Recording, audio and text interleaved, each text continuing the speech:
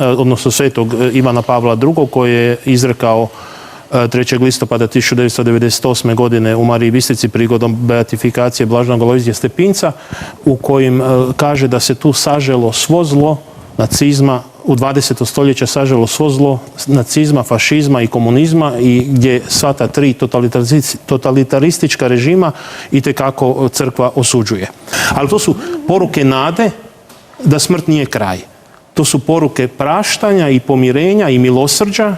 I to ne milosrđa samo prema žrtvama, nego i prema počiniteljima, jer prema katoličkom, prema kršćanskom nauku, milosrđe je namijenjeno svakome onome koji ga prihvaća. Dakle, milosrđe i pomirenje i praštanje isto tako imaju mogućnosti oni počinitelji, ako se iskreno pokaju i barem pred Bogom priznaju svoj dio krivice. Radi se tu o porukama pravednosti i snazi istine koja oslobađa, koja će pobijediti svako osporavanje i zamke zloga. Radi se o porukama o potrebi pomirenja koje otvara novu budućnost i napredak.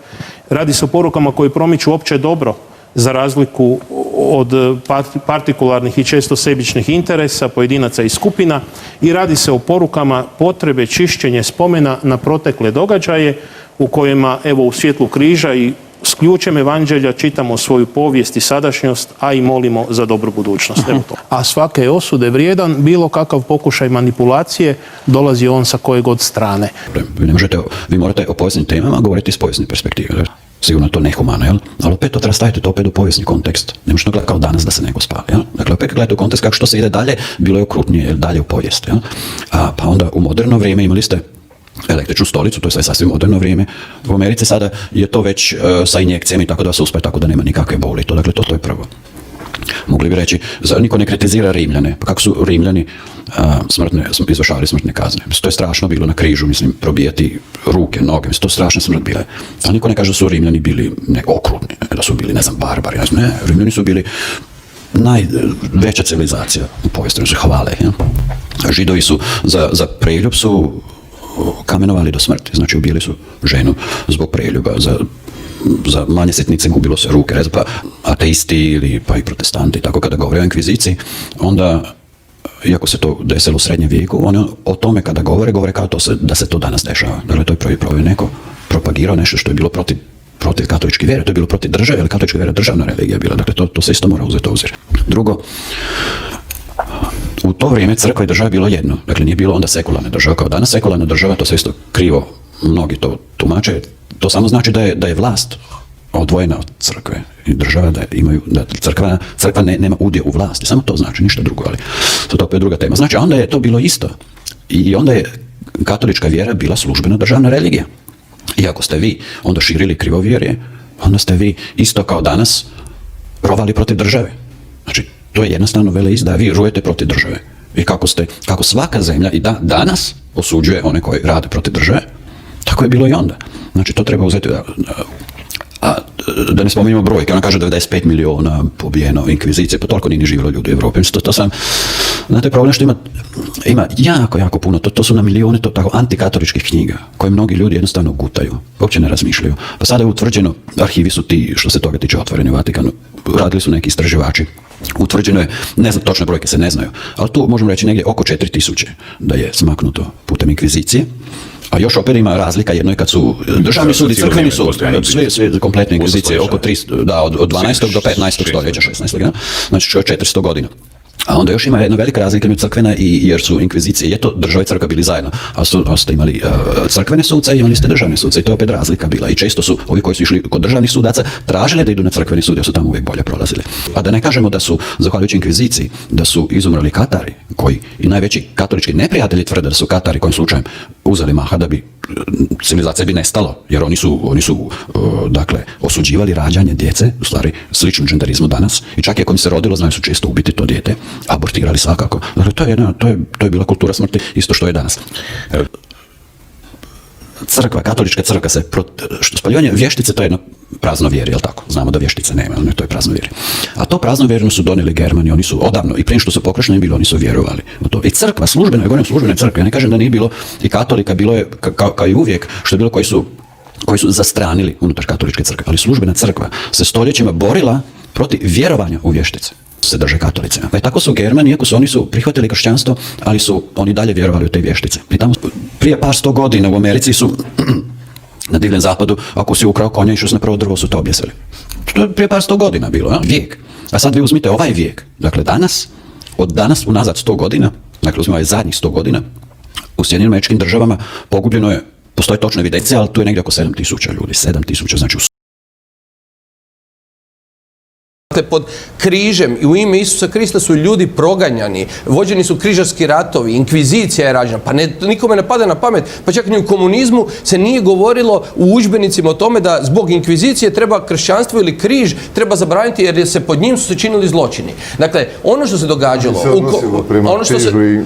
Pa mislim prvih 7 godina od 45. je vjeronauk u školama. Ali dobro. Onome što je bilo u Frankovoj Španjolskoj možemo recimo razgovarati, ali treba vidjeti koliko su republikanci pobili katoličkih svećenika, časnih sestara, kako je odnos bio religiji, pa da shvatimo zašto je možda bila odluka crkve tamo da više stanu uz Franka nego uz ove druge koji nisu bili nimalo bolji. Tu treba biti precizan, a ne tako paušalno davati. Nacistički pokret je bio duboko poganski. Dakle, to je bila jedna poganska, antikršćanska, rekao bi sotonistička religija. Jedan od glavnih njihovih protivnika je bila katolička crkva. Ako uzmeš kartu Njemačke pa pogledaš gdje su katolici, gdje su protestanti, a gdje je Hitler, koliko je dobio na izborima, savršeno se poklapa, sve ti je jasno. Progon crkve, sveci katoličke crkve koji završavaju koncentracijskim logorima. Dakle, to je jedna tipična protukatolička propaganda, insinuacija da katoličanstvo u tim godinama ima bilo kakve veze s nacističkim pokretom pogotovo. U travnju 1941. godine u dijelovima s većinskim srpskim stanovništvom nazire se pobuna i protivljenje novoj državi. Vodstvo NDH pregovara s njemačkim predstavnicima o temeljima uspostave samostalne i neovisne države. Najteži problem je formiranje Hrvatske vojske. Ti razgovori traju više od 20 dana i tek 30. travnja donijet je ukaz njemačkih snaga, točnije 49. armijskog korpusa, da se na području NDH mogu formirati hrvatske oružane snage. Se u povijesnoj analizi, posebno sklonoj jugoslavenskoj orijentaciji, i ne spominje, bilo je od okupacijskih snaga prihvatiti rasni zakon. Dovoljno je reći da su donešeni tek sat vremena prije ukaza o formiranju vojske NDH. U Odesi su bili možda 10.000 Hrvata, Srbi koji su prešli u njihovu vojsku i bili zarobljenici, to je strašno. To je pisao Krleža, nisam pisao ja, Matko Marušić, nego Krleža, Miroslav, prvi. Onda je došla Stara Jugoslavija, pobili su ne znam koliko ljudi, tukli, ubili Stjepana Radića. Onda je došla 1941. pobili, to je bio genocid koji je bio programirani. Oni su počeli klati. Šta je bilo u Srbu? A mi smo ušli da je Srb ustanak naroda Hrvatske i Bosne i Hercegovine, a to je zato što su pobili 30.000 župa je nestalo katoličkih iz Hrvatske i Like i ove Korduna i zapadne Bosne. Bilo je 63% Hrvata. Partizani gdje god su došli, oni su činili masovna ubojstva. Činili su masovna ubojstva u Dubrovniku, na Daksi, činili su u Hercegovini, kada su osvojili Travnik, onda su isto kao kasnije u Zagrebu išli po bolnicama, skupljali ranjenike i ubijali ih. Kada su 20. svibnja 1942. godine bili osvojili Prijedor i držali ga 20 dana do 10. lipnja, onda su u sivoj knjizi se imenom i prezimenom navodi 229 osoba, katolika i muslimana koje su poubijale, a ustaškoj logornici, mladoj djevojci Anđelki Sarić su na čelu, na dlanovima i na dojkama urezivali nožem slovo U.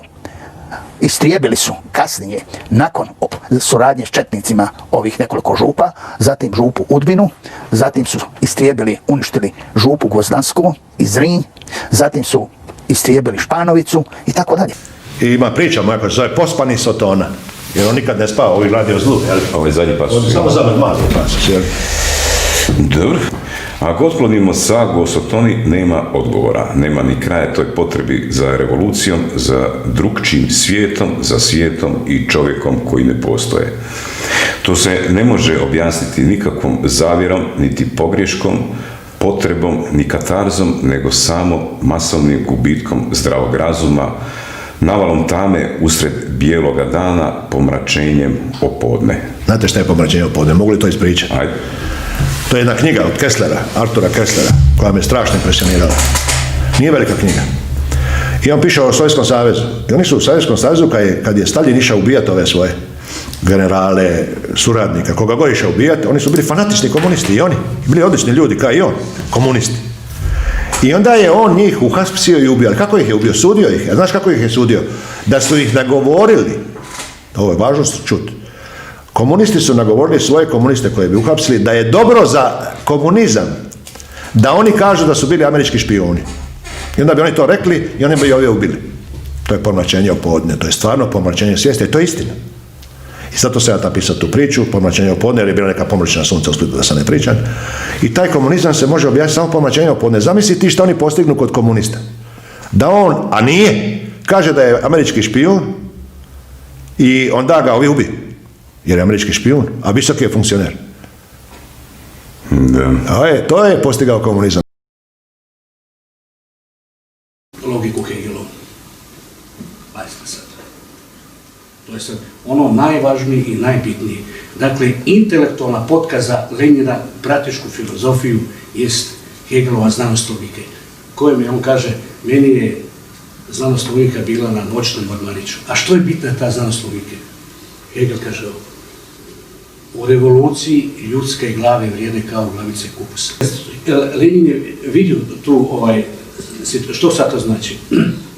To znači da u revoluciji ne smije biti milosti. Dakle, a on se inače u životu tako i ponašao. Jedna se curica u tome vagonu gdje je koji išao preko Njemačke malo počela vikati gramita, onda je Lenin došao i za kosu je povukao. Onda se javlja Kronštat gdje je pobijeno 50.000 ljudi. Dakle, da bi ostvario svoj cilj i svoju svrhu, on nije imao milosti. Pazite, postavlja se pitanje, pa dobro, ta je komunistička generacija Oktobra, to su bili tako dalje ovaki i onaki, pa oni su ubijali, pa je toliko i tako. To je istina, to nije sporno, ali u načelu postoji bitna ideja. Da li može biti drugačije nego što jest?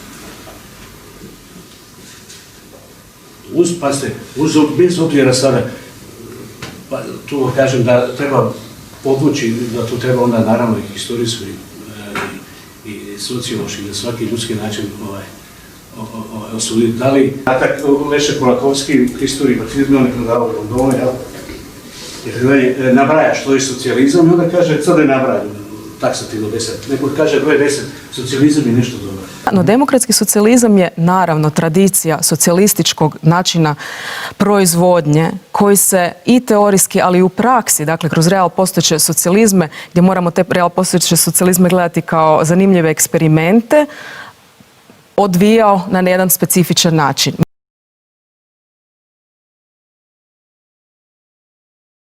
I would like to answer that in three levels. Assuming that at the time these incidents happened, in the second half of May, perhaps later, of 1945, if Croatia was at that time operating in any way, even as the vestiges of the state, and acting in close concert with Germany as a co-belligerent, the Tito administration, which murdered them, including their women and children, and shot them in cold blood, might well be exposed to what we would call a war crime. Assuming that wasn't there, and Croatia had long since lost the last vestiges of statehood and organization as a belligerent, it would undoubtedly be possible to tax Tito with a crime against humanity, because that would extend to any population connected with the war. And this was a population of those particular people, and it was connected with the war. So there's the second result there. Koji su ubili moje koca, oni sada peru one koji su ubili moje koca. I ja smatram suvremene revizioniste zločincima kao što su oni 1941. bili.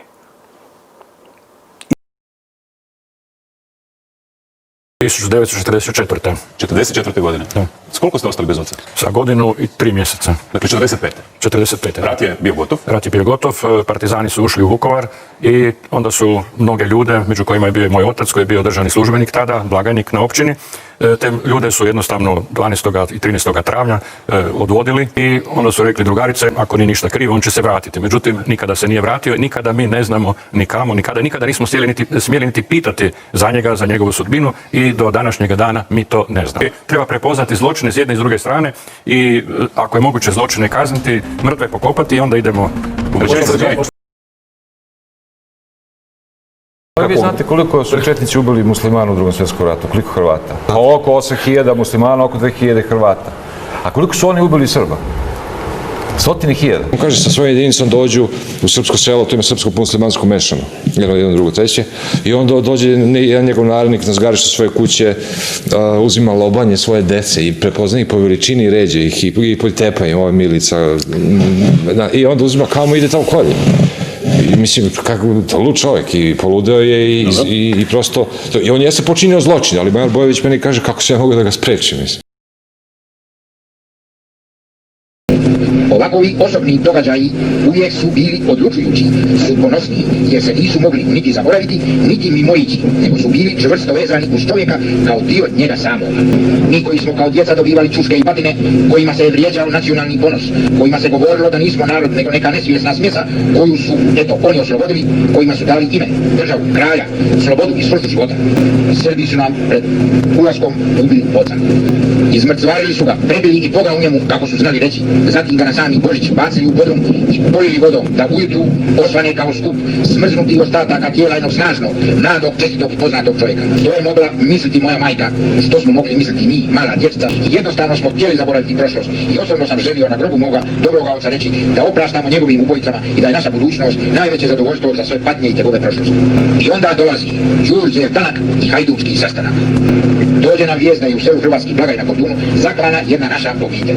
Mama i mislima stigli smo u selo i već našli uznemirene ljude. Oca i majku su priklali i oni su umrli, ali za malu curicu je se dogodilo nešto posebno. Njoj je bila namijenjena posebna sudbina. Izvukli su je iz rijeke sa prerazanim grlom. Morali smo prihvatiti komunističku taktiku, pa i njihove vlastite metode, kako bi se održali ne na vlasti, nego da ne budemo biološki istrebljeni. Morali smo se braniti i pritome smo griješili.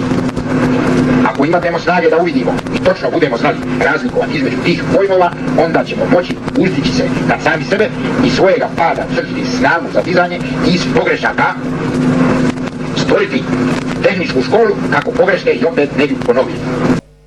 Pa Bugara je na početku rata bilo koliko Jugoslavena. U Drugom svjetskom ratu poginulo 20.000 Bugara, a 1.020.000 Jugoslavena. Pa onda idemo kroz Jugoslaviju. Koliko je poginulo Hrvata, koliko Slovenaca, koliko Srba, koliko Crnogoraca, koliko Makedonaca, koliko Albanaca. Dolazimo do stravične informacije. Albanaca po svim povjesničarima poginulo 6.000. Makedonaca 7.000. Na jednog poginulog Albanca i na jednog poginulog Makedonca ginulo otprilike 70 do 75 Srba i Crnogoraca, a Hrvata još i više. Vidjet ćete kad se istinski utvrdi broj, ili barem približan broj hrvatskih žrtava. Za Jasenovac nemam vremena, ali ostaje mi dalje primjer. Ja sa žrtvom baratat neću, ali oko Jasenovca se kopalo i gdje god se zakopalo ništa se našlo nije, osim onih leševa koji su spomenuti prošli put. Gdje su, nakon Brozovog prolaska, gdje god se zakopalo, našlo se žrtava 5 puta više nego što ih se očekivalo. Dakle, zašto Albanci i Makedonci prošli neuporedivo bolje nego ostali? Prošli su radi toga što se Brozu nije dozvolilo da stvara nered unutar Makedonije, odnosno zato što su zbog ovog uticajnog Georgija Dimitrova Makedonska komunistička partija se priključila Bugarskoj i nisu radili gluposti, nisu poslušali Svetozara Vukmanovića Tempa, Brozovog agenta koji je poslan u Makedoniju, da u Makedoniji napravi nered. Jer Brozu što više ljudi gine, to je njegova pozicija bolja, to je njemu bilo jasno. On je to nedvojbeno svladao i saznao, međutim ne dozvole mu Bugari, ne dozvole mu Makedonska komunistička partija da pravi nered, a među Albance šalje i svoje najuticajnije ljude, šalje im Ošu Pijad, međutim Albanci kažu kakav komunizam, to je srpska ujdurma, prevara, to ne želimo, pošto nije uspio ući među kosovske Albance, nije uspio ući onako kako je želio, nego periferno, i među Makedonce, oni 70 puta manje žrtava imaju nego ostali. To je dakle taj monstrum kome još...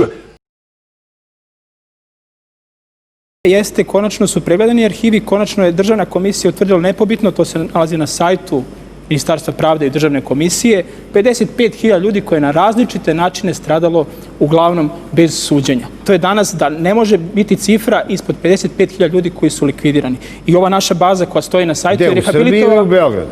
U Srbiji. dokumentacija koja je... Mi smo u vreme komunizma kao novinari pisali kad su partizani 6. Lička oslobodili Beograd da su streljali 100.000 najpametnijih Srba. Ko veruje novinarima još? Bitno je to da je ovdje pobijeno 100.000 ljudi, da je nekoliko stotina hiljada ljudi prošlo kroz logore, zatvore, da tamo mučeno u cilju revidirana mišljenja. Bitno je to da su stradali seljaci u otkupu, bitno je to da su bila montirana politička suđenja i da je to sve potrajalo od 44. pa do 90. godina sa različitim intenzitetima i amplitudama. Mi smo pronašli i evidentirali preko 200 tajnih grobnica u Srbiji. Ekshumirane su samo 2.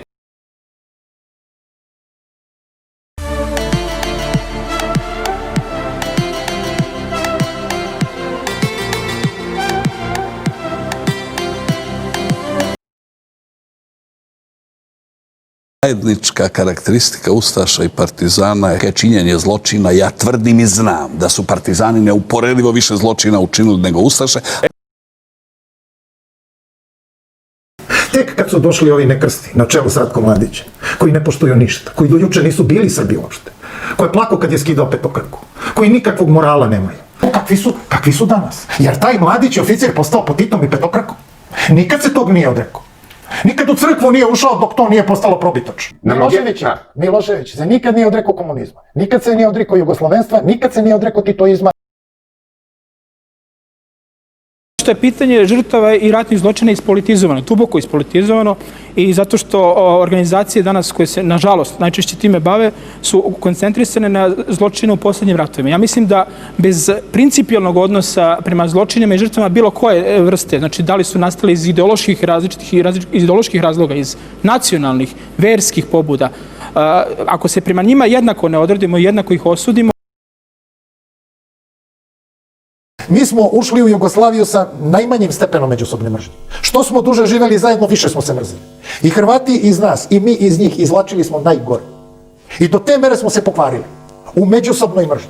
Da ovo što danas vidimo i u Srbiji i u Hrvatskoj, to je najružnije lice ta dva naroda. Da je sreće da nikad nisu živjeli zajedno, bolje bi bilo i za njih i za nas.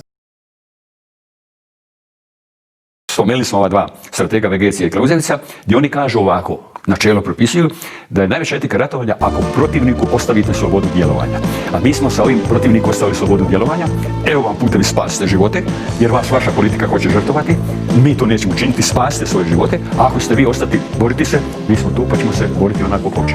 Dakle, u tom svi sve oni, stručnjaci, stratezi, sve ovo znaju što sada admiral govori.